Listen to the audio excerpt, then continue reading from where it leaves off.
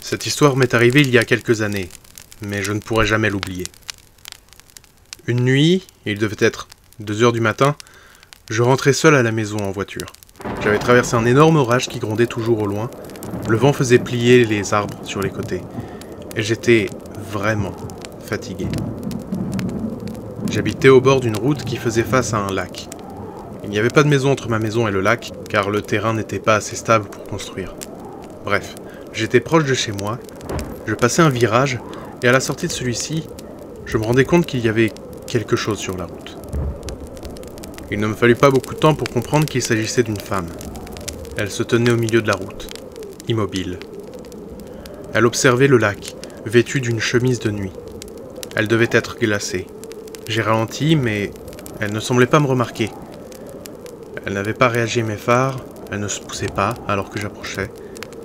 Je me suis dit que c'était peut-être une femme du coin qui avait un espèce de trouble ou qui était somnambule. Je me suis rapproché encore un peu, et je me suis rendu compte à quel point elle était pâle. Mais aussi à quel point elle était belle. Je ne sais pas si c'était la lune qui se reflétait sur sa peau, ou si c'était autre chose. Elle ne réagissait pas alors que j'ouvrais la fenêtre. Je lui demandais si elle avait besoin d'aide. C'est à cet instant que je réalisais que je voyais au travers d'elle. Pas comme à travers une fenêtre, mais comme à travers un voile. À certains endroits, c'était plus difficile de voir. À d'autres, je voyais clairement les arbres derrière. Après m'être rendu compte de ça, j'ai levé les yeux vers son visage, et son regard était braqué dans le mien. Je sursautai en m'en rendant compte, et elle disparut brusquement. Il m'a fallu bien 1 minute pour réussir à reprendre la route.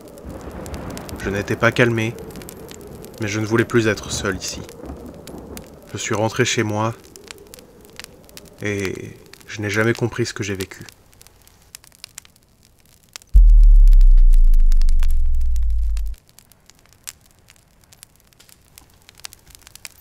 Nous l'appelons les yeux rouges. Chaque personne dans la ville ayant eu l'audace de se rendre dans cette maison en pleine nuit l'a vue, bien que personne n'ait jamais réussi à pleinement voir ce qu'est cette chose. Nous ne voyons rien d'autre que ces 2 yeux rouges qui nous observent depuis les ténèbres. Nous avons eu de nombreuses discussions, essayant de savoir ce que pouvait être cette chose, mais ça ne laisse aucune trace. Ça ne fait aucun bruit.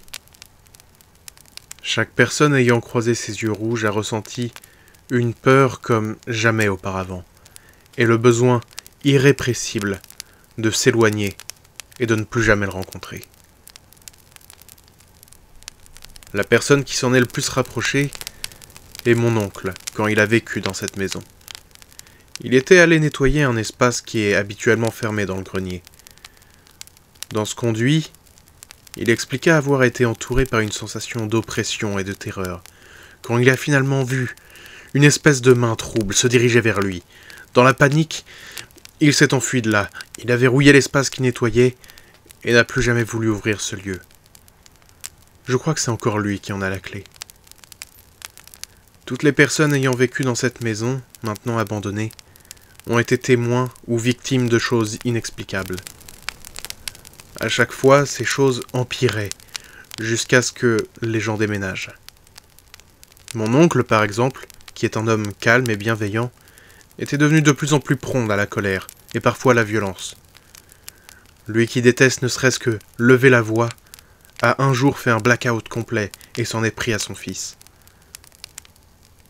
Tout cela arriva après qu'il ait fait cette rencontre dans le grenier. C'est en quittant la maison que mon oncle s'en est libéré, mais je ne sais vraiment pas quoi penser de ce qui s'y passe. Et si mon oncle est vraiment libéré, ou si c'est seulement en train d'attendre.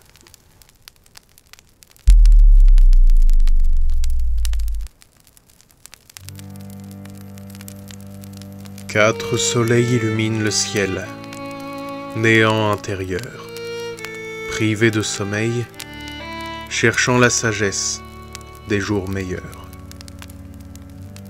J'entends la voix du silence, faisant de mon corps son disciple, apprenant la malignité folle d'une main froide sur mon corps en transe.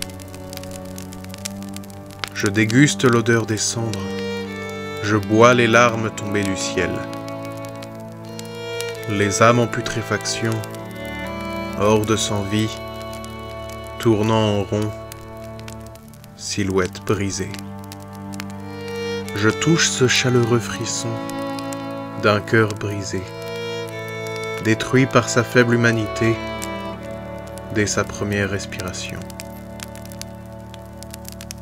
Noyé, tout n'est rien, vérité oubliée, singularité temporelle d'un lendemain inexistant.